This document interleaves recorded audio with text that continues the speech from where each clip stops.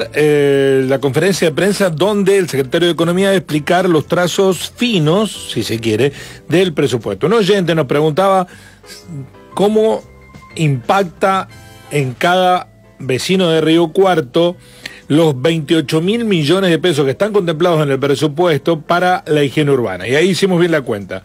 No somos 280.000 habitantes, somos 180.000. 28.000 millones de pesos, dividido los 180.000 habitantes, da 155.000 pesos cada uno. Cada uno de los que habitamos en la ciudad nos cuesta anualmente el servicio de higiene urbana. Dividido 12, son unos 13.000 pesos por mes por persona.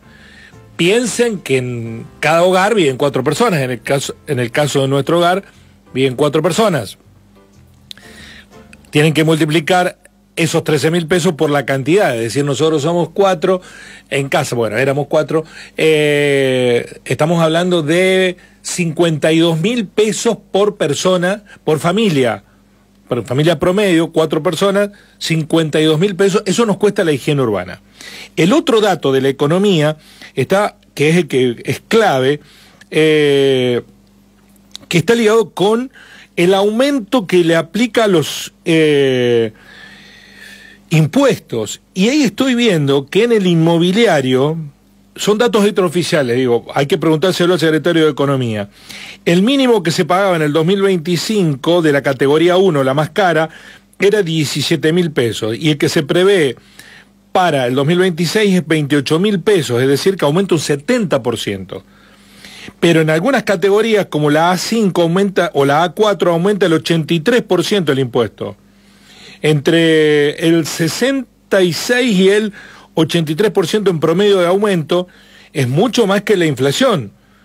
Pero bueno, esto hay que preguntárselo al secretario de Economía, está por comenzar la conferencia de prensa. Son los datos extraoficiales, están esperándolo al contador Pablo Antonetti. Tiene un presupuesto de 12.000 millones, no, un numerazo. Es un numerazo. Bueno, pero, insisto, extraoficialmente, según los datos a los que nosotros accedimos, el aumento de los impuestos en Río Cuarto va a ser mucho mayor que la inflación planificada o contemplada en el presupuesto, en la carta de elevación del presupuesto, que está en el orden del 20%, el presupuesto se eleva un 26%, es un 26% más que el presupuesto del año pasado, y el inmobiliario aumenta entre un 70 y un 80%. Vamos a hablar más de economía.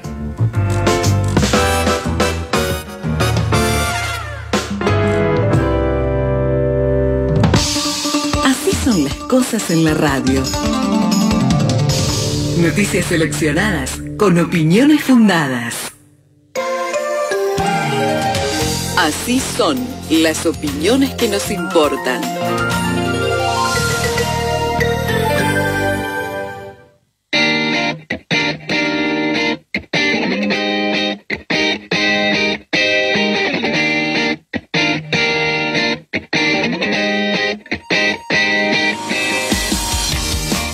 Hace unos días el analista político José Nathanson, que es el director de Le Monde Diplomatique en su versión argentina, dijo que el peronismo tenía que ir hacia economistas ortodoxos, que estuviera más apegado a la lógica, a la dinámica del mercado, de lo que quiere el mercado, ese famoso mercado. Y cuando le preguntaron si podía ser entre esos economistas, Hernán Leche dijo, no, ese no. Bueno, justamente porque Nathanson fue el que dijo que Macri era la derecha civilizada en su momento. Como no le creemos a Nathanson, le creemos a Hernán Lecher, lo vamos a buscar a Hernán Lecher porque viene a la provincia de Córdoba, no a nuestra ciudad, sino a la capital, para hablar de economía actual y miseria planificada. El concepto de miseria planificada nos rompe el entendimiento. ¿De qué se trata? Lo voy a saludar al economista, comunicador, periodista, panelista Hernán Lecher y ex amigo de José Nathanson, supongo. ¿Cómo le va, Hernán? Un gusto. Guillermo Jeremías lo saluda. ¿Qué tal, Guillermo? ¿Cómo estás? Me has hecho reír. Bueno, sí, Nathanson no tuvo sus pifias, ¿no? A lo largo de los análisis recientes, así que ¿por qué creerle todo? Y esta idea de hay que parecerse al mercado para que te vaya bien políticamente, cuando aparentemente para la mayoría de los argentinos el famoso mercado no está trayendo este concepto de miseria planificada, ¿tiene una cosa que ver con la otra? A ver, acá hay dos cuestiones para mencionar. La primera es, hay un error respecto de qué significa estrictamente el mercado. Lo digo en clave ortodoxa o heterodoxa, es lo mismo. Los mercados no militan. Los mercados no es que les gusta o no les gusta eventualmente el ministro de Economía y entonces, en virtud de eso, toman su decisión de inversión. Pongo un ejemplo reciente, de hecho... ustedes saben, bueno, los Estados Unidos ayudó a la Argentina con un crédito muy significativo que estabilizó los mercados. Bueno, ¿los estabilizó porque era Estados Unidos? Yo pregunto, si en lugar de Trump era Xi Jinping el que ponía 20.000 millones de dólares más otros 20.000 millones que los ponía los BRICS, ¿los mercados no se iban a tranquilizar también? Porque en definitiva el problema era un problema de índole cambiario y lo que estaba percibiendo el mercado es que faltaban dólares. Si aparece alguien que los pone y se compromete y eventualmente yo creo que efectivamente lo va a hacer, le marqué o tuve un montón de dudas, de hecho corría el dólar y demás, y apareció, bueno, no tiene ideología, no importa si hubiesen sido los dólares de uno o de otro. Por eso me parece que hay un error de interpretación respecto del rol de los mercados. La segunda cuestión que me parece que es equivocado es, se hace una reivindicación o una analogía de que Argentina debería tener su Astori argentino, en el sentido de que Astori fue o representó, cuando fue ministro de Economía, un personaje, de nuevo, amigable hacia los mercados.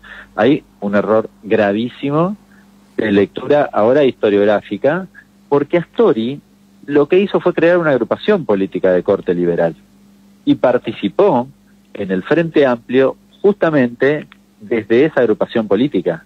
Entonces, no podés equiparar a un técnico, a un eventual ministro de Economía de un gobierno X que no tiene representación popular, con eventualmente un actor político que tenía peso dentro de la coalición de gobierno. Digo todo esto porque lo importante y lo que traduce ese ejemplo es que lo importante está del lado de la política, no del perfil técnico, del lado de la política. Y del lado de la política, o podríamos decir, la política es la que define eventualmente qué es lo que hay que hacer y qué es lo que no hay que hacer. Yo además, en particular, ahora ya hablando más en términos personales, no quiero ser ministro de Economía ni nada, ahora sí lo que quiero decir es, si eventualmente a alguien, no importa ya si es el peronismo o quien sea, lo que quiere es un gerente del establishment como ministro de Economía, yo creo que es un error, porque el rol del Ministerio de Economía no es ese. No es ese. Y además, Hernán, del establishment que vaya a trabajar en una empresa privada. Sí. Además ya sabemos cómo nos fue cuando eso ocurrió en la historia reciente de la Argentina. Sí, ya sabemos cómo ocurrió. A ver, dicho toda esta cuestión, porque vos no te podés olvidar que ¿cuál es tu tarea ahí? Tu tarea, de nuevo, es resolverle los problemas de la gente, porque si yo pongo un gerente del establishment, va a representar los intereses del establishment, que son otros, y no está mal que sean otros. El problema es que yo ponga un ministro de Economía que represente esos intereses. La discusión de fondo es una discusión de intereses y de qué intereses representa cada uno.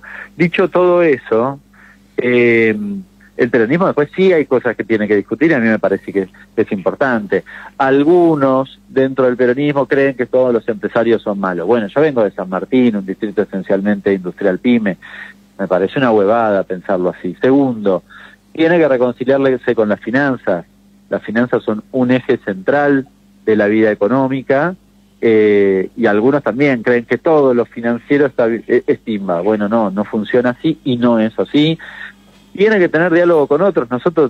Yo tengo diálogo con Melconian, con Papetti, con Frente, con gente que no necesariamente piensa como yo, y me parece que también es un valor, y también tiene que sacarse de encima los lobistas, porque yo vi muchas pelis de gente que se plantea el perfil del desarrollo y de la producción nacional, y después, digamos, detrás de, aprovechándose del compre argentino, te hacen una licitación por el doble de lo que debería valer un producto. O te toman un crédito a tasa subsidiada y después se dan vuelta y te aumentan los precios comunalmente.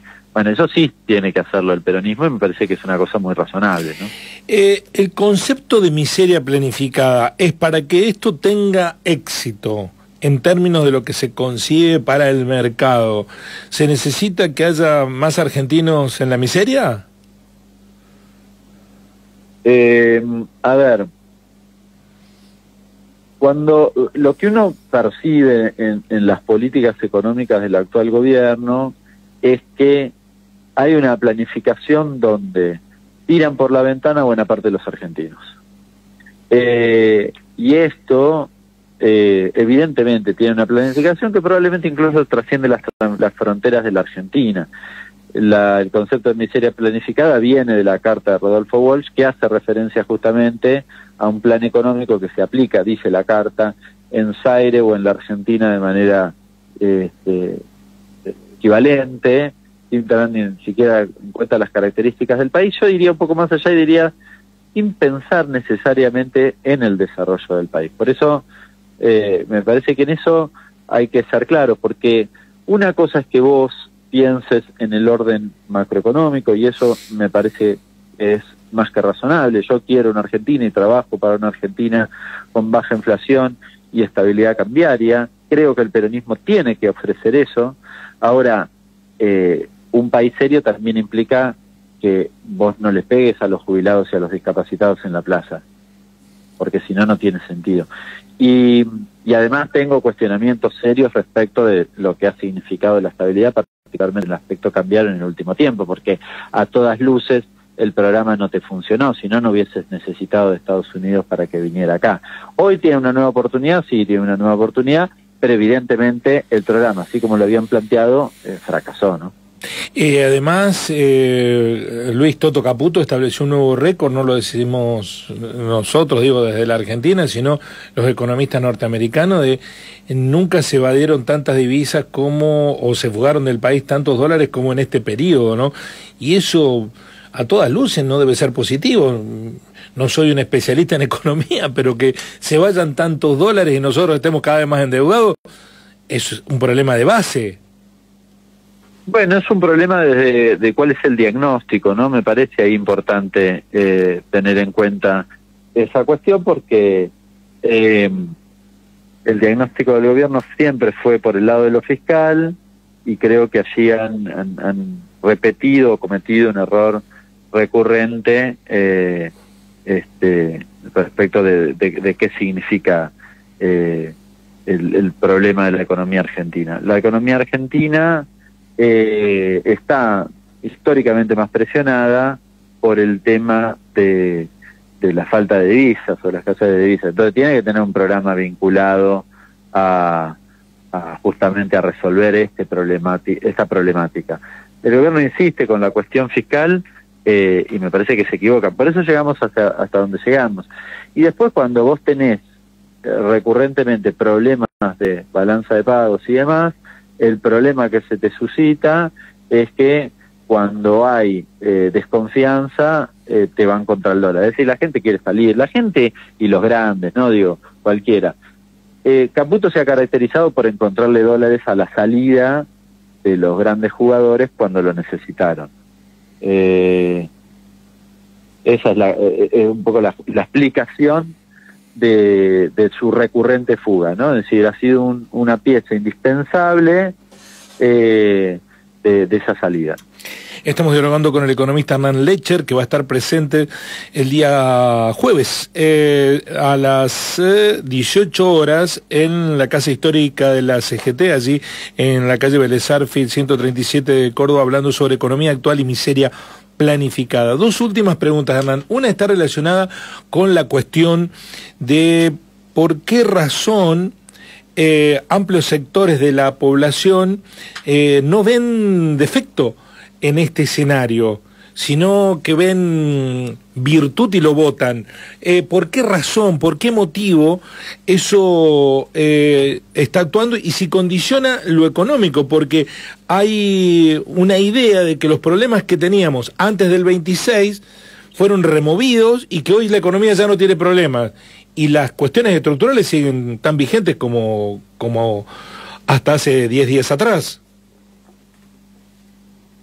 Eso es una pregunta más en clave sociológica, tal vez, o en algún otro aspecto, no voy a decir 100% desvinculado a lo económico, porque tiene también su faceta económica, sí. Pero si uno tiene que explicar el voto desde la materialidad, no se explica. La gente no está mejor, está claramente peor. Te lo dicen las mismas personas, te lo dicen lo mismo que votaron a Milei, ¿no? Es decir, ahí hay un dato objetivo. Ahora, quizás una parte del voto tiene que ver con expectativas futuras, y allí sí uno podría decir, bueno, tiene su faceta económica, y después hay un sector que sí le va bien, porque el dólar barato, para un sector de la población que tal vez tiene una pequeña capacidad de ahorro, bueno, le favorece en términos de poder adquisitivo. ¿Por qué mucha gente que no le está yendo bien acompañó las políticas de este gobierno? Bueno, tal vez tenga que ver con los errores del gobierno anterior, tenga que ver con una dinámica de cómo perciben la realidad, y en eso me parece que juega mucho también con una potencia comunicacional del gobierno mostrando que ha cambiado cosas y que tal vez el día de mañana les va bien a ellos.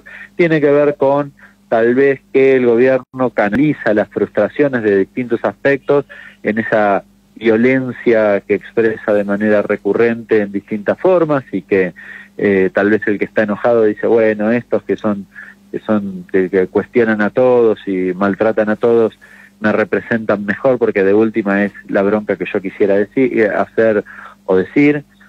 Me parece que es una mezcla de un montón de cuestiones, tal vez alguno también, y esto es lo que se ha debatido en la última semana, tuvieron temor a una ¿no? El presidente de los Estados Unidos, todos sabíamos que no tenía dólares para sostener este tipo de cambio, y apareció de los Estados Unidos diciendo, bueno, y yo se los resuelvo, y da la impresión que tiene potencia ese planteo, ¿no?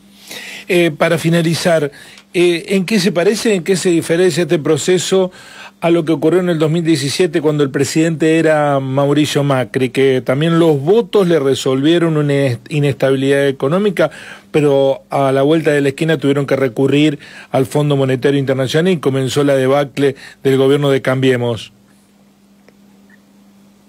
Bueno, tiene la aparición del prestamista de última instancia es una novedad, es decir, la otra vez había sido el fondo, acá ya pasamos por el fondo en abril de este año, que digamos tiene la aparición del Tesoro de los Estados Unidos como un segundo prestamista de última instancia.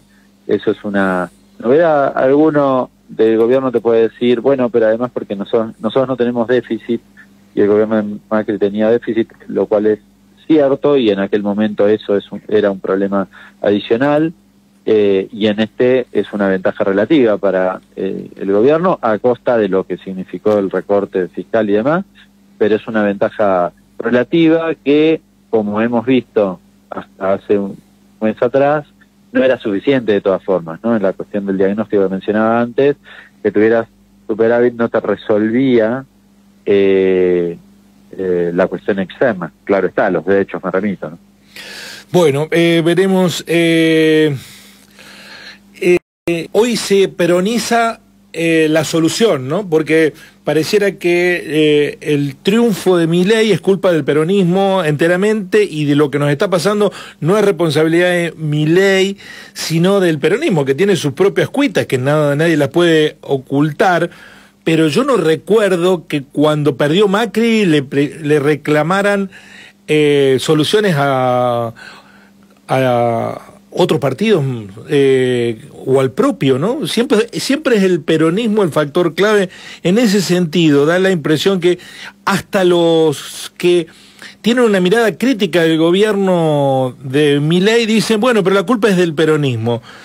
¿El peronismo tiene que asumir esa culpabilidad o aquí hay un gobierno que desgobierna en lo económico en favor de una selecta minoría? No, está claro que las políticas económicas eventualmente te hacen vivir mejor, o en este caso peor, son responsabilidad del gobierno, las han aplicado ellos. El peronismo sí tiene que discutir las cosas que te mencioné hace un ratito, sí, ¿no? Me parece que en eso, porque ahí también había evidentemente un problema de diagnóstico o de temperatura respecto de qué quería o qué sociedad prefería vivir los argentinos, ¿no? Me da la impresión que había quizás una mirada en el peronismo de